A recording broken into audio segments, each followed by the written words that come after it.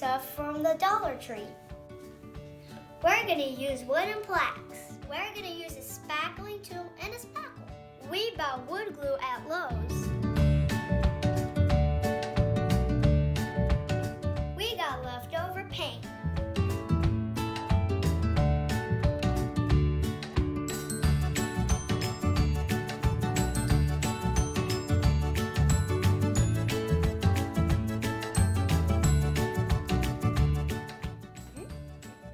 Let's get started.